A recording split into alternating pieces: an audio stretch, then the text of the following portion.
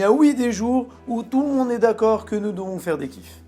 La Gemara dans Psachim Samechet Amudabet nous ramène la fameuse marloquette entre Rabbi Yoshua et Rabbi Eliezer, à savoir comment nous devons nous comporter lors des fêtes. C'est-à-dire, il y a un passouk qui dit que lors des fêtes, nous devons être consacrés entièrement à Kadosh Baruch Hu. Il y a un autre passouk qui nous dit que lors des fêtes, nous devons profiter en pensant à nous, en mangeant, en se reposant, en se promenant. Alors là, Rabbi Yoshua dit, les deux psoukim viennent nous dire que nous devons faire moitié-moitié.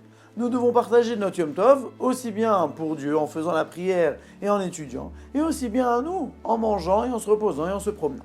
Ça, c'est l'habit de Rabbi Yoshua. Mais Rabbi Eliezer dit non, ça dépend le style de personne. Si c'est une personne qui aime l'étude de la Torah, qui aime la tefila, alors il doit passer toute sa fête, tout son Yom Tov en étudiant et en priant. Par contre, si une personne se délecte plutôt des plaisirs matériels, alors là il devra passer toute sa fête de Yom Tov à manger, à se reposer et à profiter. Ça, c'est la marque de Rabbi Yoshua et Rabbi Eliezer.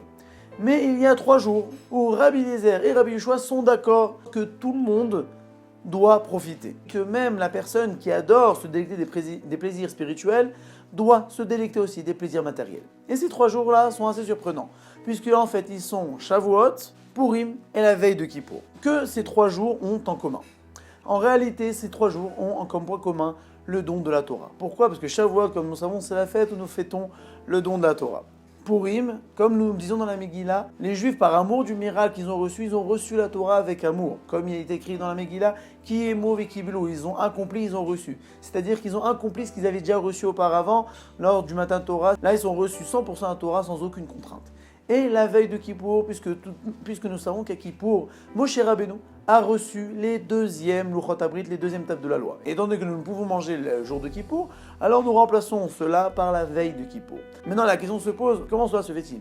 Que ces 3 jours-là, qui ont comme point commun le don de la Torah, nous devons les fêter en profitant avec du matériel. On aurait pu dire au contraire, on a reçu la Torah. Non, on devrait se détacher du matériel. Mais en fait, c'est pour nous dire que non, nous ne sommes pas des anges. Lorsqu'Akadosh Baruch Hu nous a donné la Torah, il y a eu un combat entre Moshe et les anges. Les anges voulaient garder la Torah et Moshe a dit non, c'est pour les humains. Et les anges ont voulu avoir des arguments. Et là, Moshe leur a dit, regardez dans la Torah, quelles sont les mitzvot de la Torah de ne pas tuer ? Vous tuez entre vous. Il y a écrit de respecter ses parents, vous avez des parents. Et il y a écrit de ne pas jalouser. Est-ce qu'il y a la jalousie entre vous ? Regardez, donc la Torah a été écrite pour nous, puisque nous sommes des êtres matériels, avec des envies matérielles. Donc la Torah est pour nous. Donc nous voyons de là que si Moshe Rabbeinu a réussi à avoir la Torah, c'est parce que nous avons un côté matériel. Et si Akadosh Baruch Hu nous a donné la Torah, c'est pour maîtriser ce désir matériel et non pas de le mettre de côté. Puisque c'est grâce à notre matériel que nous pouvons devenir encore mieux que les anges. Puisqu'il est beaucoup plus facile de se détacher entièrement de la matérialité que de pouvoir la dominer. Donc c'est pour cela que ces 3 jours-là, nous devons fêter cela avec du matériel, pour nous dire que c'est grâce à cette matérialité que nous avons reçu la Torah, et c'est grâce à cette Torah que nous allons maîtriser cette matérialité, et à s'en servir à bon escient, et à pouvoir devenir encore plus grand que des anges.